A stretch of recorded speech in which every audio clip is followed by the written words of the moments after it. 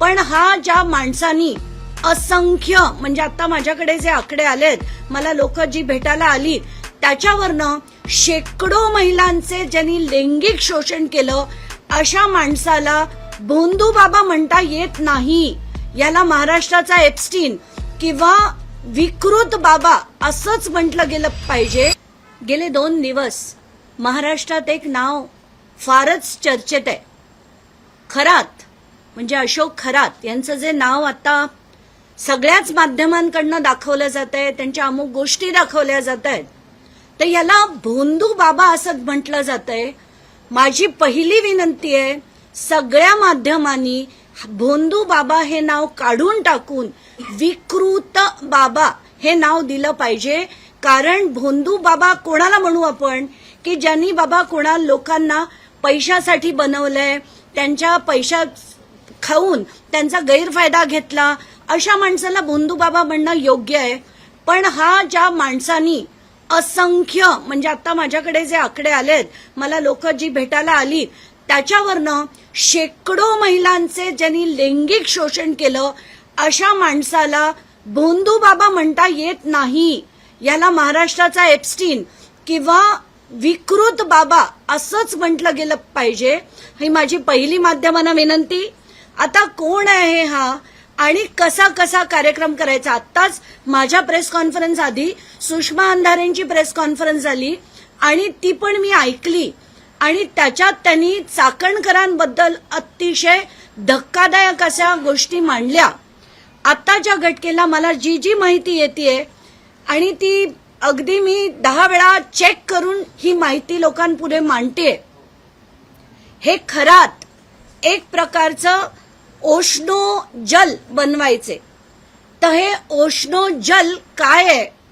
ओशनो जल म्हणजे एक कॉफ सिरप होतं, त्याच्यात पाणी घालायचे आणि कुटून वायग्रा घालायचे अशी माहिती मिळालेली आहे. आणि हे घेण्यासाठी सगळीकडचे राजकारणी आपल्या गाड्या पाठवायचे, आपली हेलिकॉप्टर पाठवायची.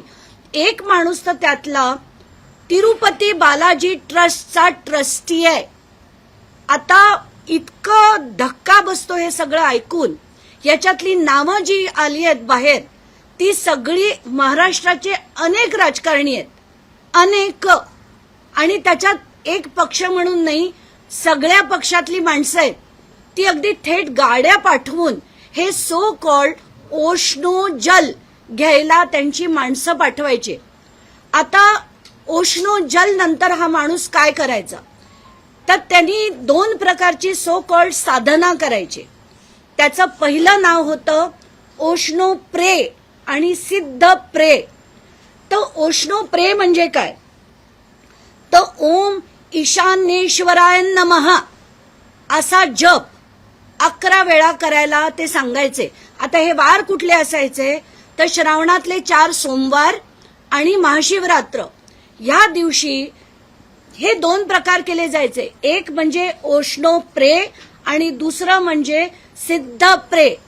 तर ओशनो प्रे मध्ये काय व्हायचं ते मी तुम्हाला सांगते. ओशनो प्रे मध्ये ओम ईशान्येश्वराय नमः असा 11 वेळा जाप करायला ते सांगायचे.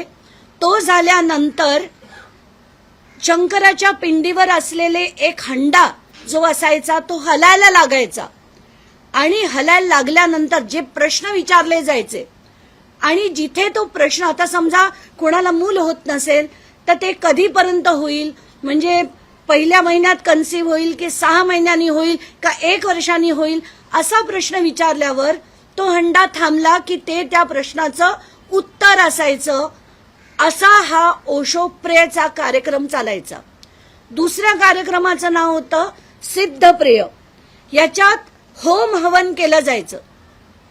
होम हवन करताना कोणाला सापाचा आवाज यायचा, तर कोणाला काही आकार दिसायचे, तर कोणी आकृत्या त्या बघून भारावून जायचं. आणि असं करून लोकांच्या बुद्धीवर ते असा एक प्रकारचं हिप्नॉसिस केल्यासारखं करायचे. असंख्य बायकांचं, जसं मी म्हटलं शेकड्यांनी बायकांचं त्यांनी लैंगिक शोषण केलं.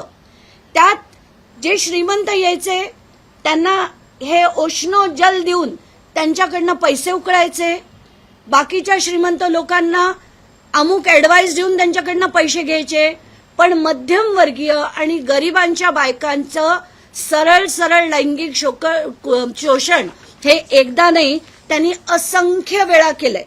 मी हे आज मुद्दाम लिहून का घेतलंय, कारण इतक्या गोष्टी आहेत, त्याच्यातली कुठलीही गोष्ट राहायला नको म्हणून आज पहिल्यांदाच तुम्ही बघत असाल की मी हे सगळं लिहून घेतलंय.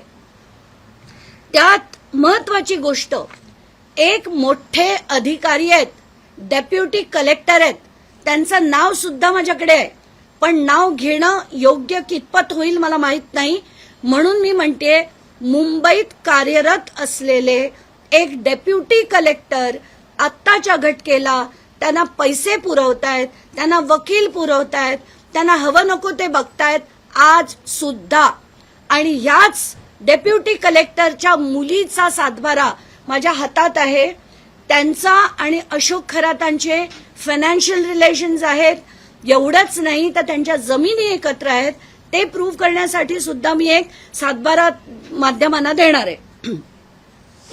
आता अमोल मिटकरी यांनी देखील एक फोटो ट्विट केला होता. त्या फोटोमध्ये VSR च्या लोकांबरोबर हेच खरात होते.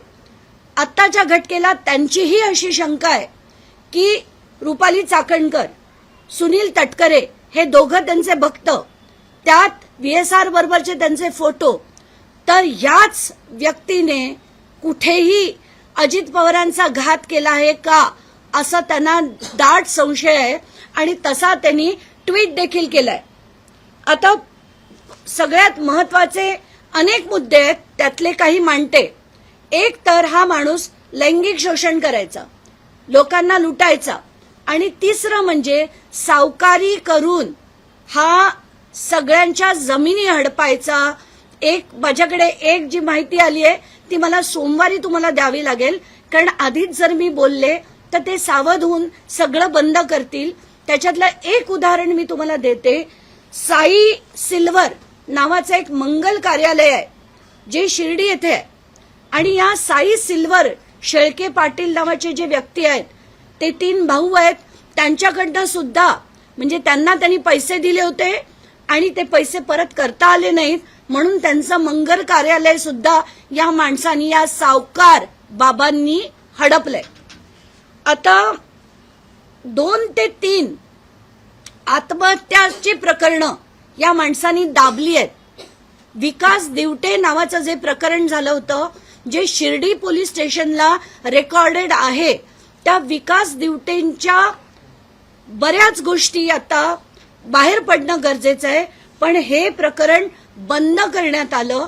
आत्ताच्या घटकेला मी त्याच्याबद्दल फारसं बोलणार नाही, पण वेळ पडली तर याच्या सगळ्या गोष्टी, कोण होते ते, काय संबंध होते, या सगळ्या गोष्टी मी माध्यमांपुढे आणेन. पण आत्ताच्या घटकेला गृहमंत्र्यांना माझी विनंती आहे की हे दाबलेलं, बंद केलेलं प्रकरण, याची फाईल रिओपन करण्यात यावी. म्हणजे याच्या मागे कोण कोण आहेत, आत्ताची जी माणसं आहेत ती कोण कोण आहेत, या सगळ्या गोष्टी बाहेर येतील. हे सगळेच्या सगळे सातबारे आहेत असंख्य गावांचे. हे सगळे सातबारे मी त्याचे PDF बनवून माध्यमांना पाठवेल, कारण मला आत्ताच्या घटकेला त्याची यादी करायला मिळाली नाही, वेळ मिळाला नाही. तर याच्यात कृषी आणि अकृषी म्हणजे NA आणि ऍग्रिकल्चरल अशा सगळ्या जमिनी आहेत, आणि त्याची म्हणजे किंमत काय बोलावी असे आकडे आहेत. एवढंच नाही तर त्यांचे पतसंस्थेत जवळजवळ 100 कोटी रुपये आहेत. त्याची नावं देखील मी श्री सदानंद दाते यांच्याकडे देणार आहे. या व्यतिरिक्त त्यांच्या घरी 13 किलो सोनं आहे अशी देखील माहिती मला मिळाली आहे, जी माहिती मला आता होम मिनिस्ट्रीकडे द्यायची आहे. श्री सदानंद दाते जे DG आहेत महाराष्ट्राचे, त्यांच्याकडे द्यायची आहे. आता गावांची यादी मी तुम्हाला वाचून दाखवते. कुठल्या कुठल्या गावांमध्ये आणि तालुक्यांमध्ये यांच्या जमिनी होत्या आहेत. गाव सिन्नर, तालुका सिन्नर, शेती आणि बिनशेतीचे 6 सातबारे आहेत. निमगाव कोऱ्हाळे, तालुका रहाटा, इथे त्यांची जमीन आहे. कुंडेवाडी मांजरे सिन्नर मधले, तिथे त्यांच्या जमिनी आहेत. आडगाव नाशिक, इथे त्यांच्या जमिनी आहेत. विल्होळी तालुका नाशिक इथे त्यांच्या जमिनी आहेत. गवळणे तालुका नाशिक इकडे त्यांच्या जमिनी आहेत. पाथर्डीमध्ये, नाशिकच्या पाथर्डीमध्ये 27 सातबारे माझ्याकडे आहेत. 27 नाशिक शहरात त्यांच्या जमिनी आहेत. मिरगाव जिथे ते ईशान्येश्वर मंदिर आहे तिथे सुद्धा मला वाटतं काही माध्यमांनी स्टोरी केली होती. तर ते ईशान्येश्वर मंदिर इथे त्यांच्या 10 जमिनी आहेत. शिर्डी रहाटा इथे देखील त्यांच्या जमिनी आहेत. तर असे हे अशोक खरात ज्यांच्या जे ओशनो जल ज्याच्यामुळे हे सगळेच्या सगळे राजकारणी त्यांना भुरळ पाडली, त्यांची ताकद वापरून कोणाला मोठं केलं. आता हे सगळ्या गोष्टी बाहेर येणं गरजेचं आहे.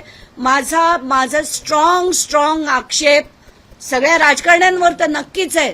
पण अशा महिला आयोगाच्या ज्या अध्यक्ष आहेत त्यांनी काय म्हटलं हे ऐकून मी आत्ताच माध्यमांना त्याचा एक व्हिडिओ दिलाय. तो व्हिडिओ कृपया प्ले करा. त्याच्यात त्या म्हणतात की आत्ता आषाढी एकादशी झाली, त्या व्हिडिओमध्ये म्हणतात, तर ज्यांना पांडुरंगाचं दर्शन घेता आलं नाही तर ते पांडुरंगाचं दर्शन इथे घ्यावं. आणि या व्यक्तींना ते पांडुरंगाशी कंप्लेंट करतात.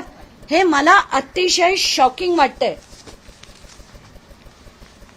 माझा फोन कुठेतरी राहिला, मला वाटतं आत राहिला असेल, नाहीतर मी हे तुम्हाला ऐकवलं असतं की त्याच्यात आषाढी एकादशीला पांडुरंगाचं रूप तुमच्या समोर आहे आणि रुक्मिणी म्हणजे त्यांच्या पत्नीना, अशोक खरात त्यांच्या पत्नीना त्या पांडुरंगाची रुक्मिणी म्हणतात. थर्ड क्लास रुपाली चाकणकर, म्हणजे मला ना सौम्य शब्द आता वापरता येणार नाही तुमच्यासाठी. तुम्ही थर्ड क्लास आहात. आणि अशा बाईंना ज्या इतके अघोरी प्रकार करतात त्या बाईंना मला एकच सांगायचं आहे, खबरदार तुम्ही पांडुरंगाचं नाव जरी काढलं तर आता तुमच्या विरुद्ध लढायला महाराष्ट्राच्या प्रत्येक स्त्रीने हजर झालं पाहिजे.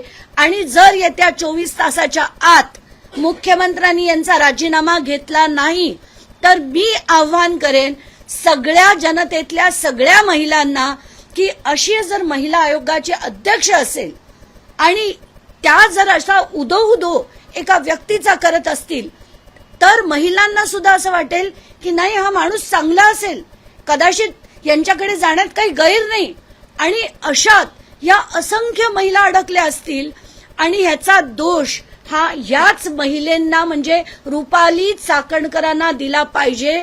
यांना 24 तासात बडतर्फ करा, राजीनामा नाही बडतर्फ करा, नाहीतर आम्ही आव्हान करू तारीख आणि वेळ देऊन. महाराष्ट्राच्या सगळ्या महिला नेत्यांना मी विनंती करेन की यांच्या विरुद्ध आपण एक मोठं आंदोलन केलं पाहिजे. जोपर्यंत ही बाई त्या महाराष्ट्राच्या अध्यक्षता पदावरनं जात नाही तोपर्यंत तिथे ठिय्या आंदोलन आपण दिलं पाहिजे असं मी आज जाहीर करते. महाराष्ट्राच्या उपमुख्यमंत्री, मुख्यमंत्री सगळ्यांना माझी विनंती आहे, सुनेत्रा पवारांना माझी विनंती आहे, तुम्ही एक महिला आहात, अशी बाई तुम्हाला महिला आयोगाच्या अध्यक्षपदी चालेल का? नसेल तर तुमच्या पक्षात आहेत, तात्काळ त्यांना बडतर्फ करा, राजीनामा नाही बडतर्फ करा असं सुनेत्रा पवारांना मी आवाहन करेन. आणि गृहमंत्री जर आज काही बोलले नाहीत तर त्यांना मी गृहमंत्री पण म्हणणार नाही, त्यांना मुख्यमंत्री पण म्हणणार नाही. आणि महिलांचा इतका म्हणजे किळसवाणी घाण वाटली.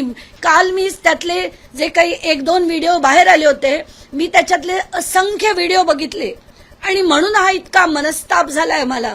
त्याचे जे फोटो बघितले, व्हिडिओ बघितले, अतिशय घाण वाटली. त्याचे पीडित लोकांशी जेव्हा बोलले खूप घाण वाटली. आणि मला असं वाटतंय आत्ताच्या घटकेला ताबडतोब रुपाली चाकणकरांचा राजीनामा, त्यांना अटक, त्यांची चौकशी ही तात्काळ झाली पाहिजे. मला असं कळलं की रुपाली ठोंबरे पाटीलांनी काही विधान केलंय की त्या फरार झाल्यात का, पाताळात गेले असतील तरी तिथून शोधा त्यांना आणि त्यांना शिक्षा झाली पाहिजे. आत्ताच्या घटकेला मला एक आणि ऐकवायचंय, ते जे बोलल्या हे लोकांपर्यंत खरंच गेलं पाहिजे.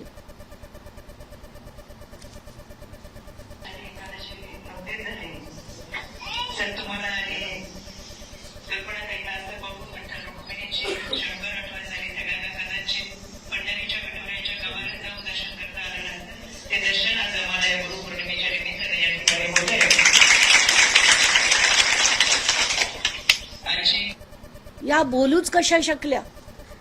पांडुरंग आमचं आराध्य दैवत आहे, गणपती आणि पांडुरंग. आणि अशी माणसं जी अगदी साडी घेऊन अगदी व्यवस्थितपणे वागायला जातात, लोकांच्या म्हणजे पाया पडतानाचे मी आधी व्हिडिओ बघितले, त्यांचे सगळे अक्षरशः विचित्र असे, म्हणजे कोणाला भरवताना, कोण भरून घेताना हे व्हिडिओ सुद्धा बघून त्रास झाला, हे फोटो बघून त्रास झाला. आणि मला असं वाटतं आता सुषमा अंधारे यांनी सुद्धा त्यांनी अनामिका कापून घेतली.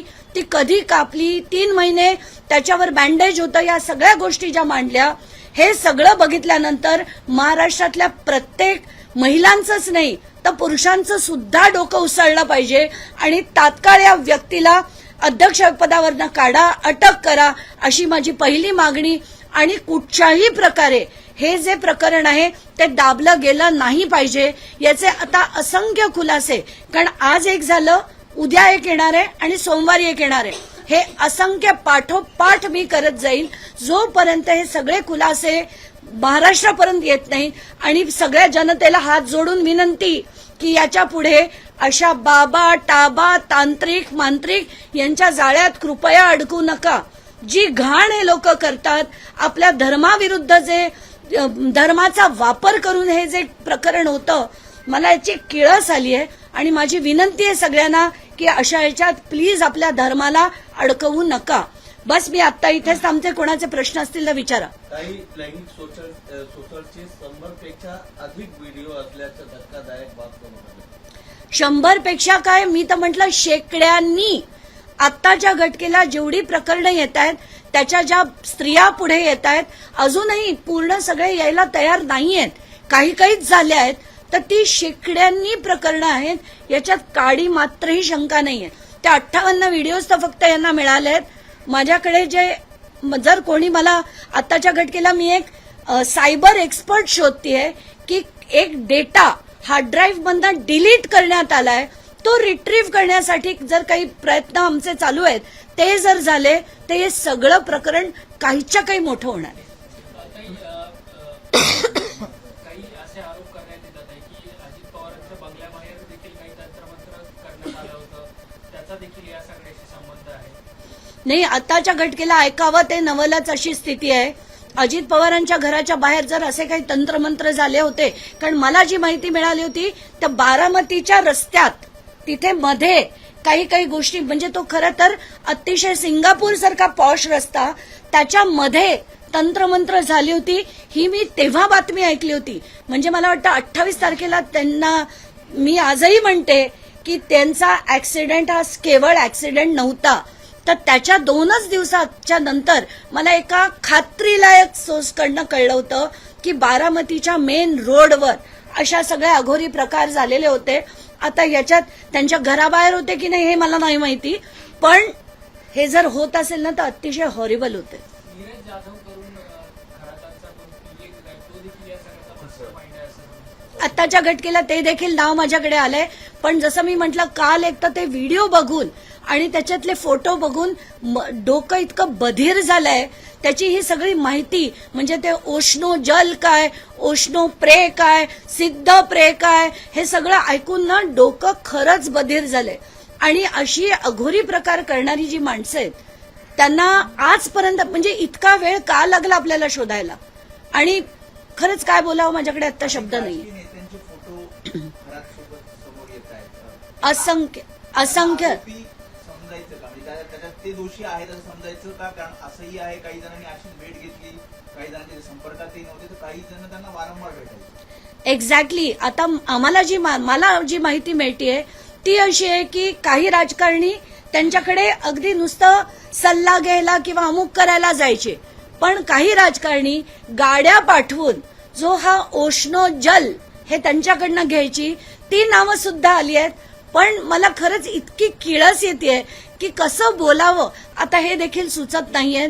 पण महाराष्ट्रातली सगळी टॉप नावं आहेत, एवढं मात्र खरंच म्हणावं असं वाटतंय. हे जे काही उष्ण जल आहे किंवा ज्या काही हाच त्यांच्या पैसे मिळवण्याचा मूळ स्रोत होता का? बिलकुल. आणि त्याच्यातला जसं मी म्हटलं, तिरुपती बालाजी ट्रस्टचे जे ट्रस्टी होते ते तर हेलिकॉप्टर पाठवून हे उष्णोजल घेऊन जायचे. हे जेव्हा कळलं तेव्हा खरंच सुचलं नाही की आपण तिरुपती बालाजी ट्रस्टवर असणारे ट्रस्टी कसे असायला हवेत आणि ते काय करतायत हे सगळं ऐकून ना खरंच किळस यायला लागली. मला राजकारणाचीच किळस यायला लागली. एवढंच नाही तर जेवढे राजकारणी आणि त्याच्यात महाराष्ट्राची मोठी मोठी नावं आहेत हे ऐकल्यानंतर तर फारच धक्कादायक वाटलं. पण ते लेडीमध्ये होते तर आता पेन्शन वगैरे त्यांची सुरू असणार, जे काही असणार तर ती पण बंद करायला पाहिजे का केंद्र सरकारने? काय सांगाल कशा पद्धतीने? नाही, पेन्शन म्हणजे त्यांचा दिवसाचा खर्च असेल तो. तर मला असं वाटतं की यांची सगळी प्रॉपर्टी, मी आता माध्यमांना त्यांचं पॅन कार्ड सुद्धा देणार आहे की त्याची माहिती, आणि ते मी सदानंद दातेंना पण देणार आहे. इन्कम टॅक्स ऑथॉरिटीज कडनं असली नसलेली सगळी त्यांची प्रॉपर्टी ही जप्त होऊन सरकार जमा झाली पाहिजे, अशीच माझी मागणी. काही हेच प्रकरण आहे, असं खराब प्रकरण नाही. याच्यामध्ये अनेक प्रकरणांमध्ये रुपाली चाकणकर वादातीत राहिलेले आहेत. पण त्यांना पदोपदी का वाचवलं जातंय हाच सगळ्यात मुळात मोठा प्रश्न आहे. की जे प्रकरण होतं आत्ताच्या घटकेला आपण बघतो, वैष्णवी हगवणे प्रकरण असो, त्यानंतर जेवढी प्रकरणं झाली त्याच्यात या बाईंनी काय भूमिका घेतली. आजपर्यंत वैष्णवी हगवणेच्या वडिलांना विचारा. आम्ही अक्षरशः आठवड्यातनं 2दा बोलतो. प्रत्येक हिअरिंगला मी फॉलोअप घेते, मी कोणी नसताना. तर ह्या एवढ्या महिला आयोगाच्या अध्यक्षा काय करतायत असा प्रश्न पडतो. प्रत्येक ठिकाणी त्यांची कॉन्ट्रोवर्सी आफ्टर कॉन्ट्रोवर्सी ऐकायला येते. आता तर हा कळस झाला आणि आता जर कोणी यांचा राजीनामा घेतला नाही तर तो घ्यायला भाग पाडायला महाराष्ट्राच्या सक्षम महिलांनी पुढे आलं पाहिजे असं मला वाटतं. तुम्ही डेप्युटी डायरेक्टरचा एक उल्लेख केला, ते कुठच्या विभागात आहेत आणि कुठच्या किती प्रॉपर्टीज मध्ये ते त्यांच्या सोबत आहेत? मला त्यांचं डेप्युटी डायरेक्टर नाही आहे, ते डेप्युटी कलेक्टर आहेत आणि ते डेप्युटी कलेक्टर मुंबईत कार्यरत आहेत. त्यांचं मला खरं नाव घेणं चुकीचं होईल कारण ते आता गव्हर्नमेंटच्या पोस्टवर आहेत. तर त्यांचे जे प्रॉपर्टीचे डिटेल्स आहेत तर सातबाऱ्यावरचं नाव आहे ते आता माझ्याकडे एक आहे, पण त्याची सगळी माहिती जसं मी म्हटलं उद्या काही येणार आहे, सोमवारी काही येणार आहे, तर त्या पुढच्या प्रेस कॉन्फरन्समध्ये मी नक्कीच सांगेन. धन्यवाद. ज्या पद्धतीने राजकीय नेते वगैरे हे सगळे तर ह्या बोलण्याच्या मागे लागतात, लोकांचा दोष वाटत नाही, तेही या सगळ्यांना बळी पडतात. नाही, पण असंच होतं ना. आता जर बाहेर जो बोर्ड लावलेला आहे त्याच्यात रुपाली चाकणकर 4थ्या नंबरवर आहेत, त्याच्यात खाली त्यांचं पद पण लिहिलेलं आहे की त्या महिला आयोगाच्या अध्यक्ष आहेत म्हणून. तर त्या जर एका बोर्डवर असतील तर अशा व्यक्ती म्हणजे ज्या त्याच्या चेअरमनवर कोणी का आक्षेप घेईल आणि लोक त्यांना भीती नाही वाटणार, त्या महिलांना सुद्धा भीती नाही वाटणार. आणि अशात त्या तिथे गेल्या आणि त्यांच्यावर जर लैंगिक शोषण झालं तर त्याला जबाबदार रुपाली चाकणकर आहेत म्हणून त्यांना अटक केलं पाहिजे.